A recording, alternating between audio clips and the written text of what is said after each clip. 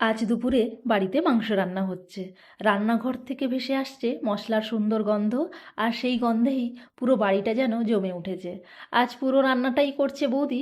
ধীরে ধীরে মশলা কষানো হচ্ছে, আর তার সঙ্গে সুন্দরভাবে মাংস রান্না হচ্ছে। বৌদি রান্না করতে করতে মাঝে মধ্যে কথা বলছে, আর আমরা পাশে বসে গল্প করছি। একদিকে রান্না চলছে, অন্যদিকে বাড়ির আড্ডাও জমে উঠেছে। এই রকম দুপুরগুলো আলাদা কোনো আয়োজন লাগে না, সবাই একসঙ্গে থাকলেই পরিবেশটা সুন্দর হয়ে যায়। আর এদিকে আমাদের বাড়ির সবচেয়ে ছোট্ট দুষ্টু মানুষটার কাণ্ড তো চলছেই। আমার দাদার মেয়ে সকাল থেকে শুধু জল নিয়েই খেলছে। কখনো হাত ভিজিয়ে এসে আমাদের গায়ে জল দিচ্ছে, আবার কখনো নিজের মতো হেসে হেসে দৌড়ে পালিয়ে যাচ্ছে। আমরা এদিকে গল্প করছি, আর ও নিজের মতো জল নিয়ে মজা করেই যাচ্ছে।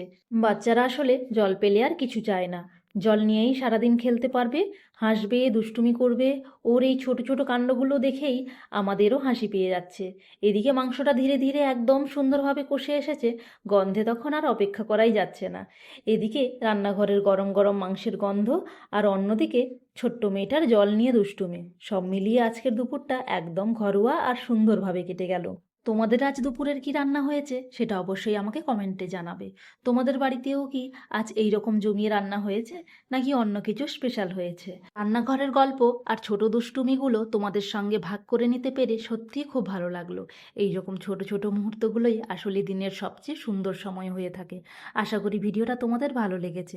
ভালো লাগলে অবশ্যই নিজের মতামত জানাবে, আর ভিডিওটা দেখে কেমন লাগলো সেটাও বলতে ভুলো না। এখানেই আজকের ভিডিওটা শেষ করছি। আবার খুব তাড়াতাড়ি নতুন একটা সুন্দর ভিডিও নিয়ে তোমাদের সঙ্গে দেখা হবে। ততক্ষণ সবাই ভালো থেকো, সুস্থ থেকো।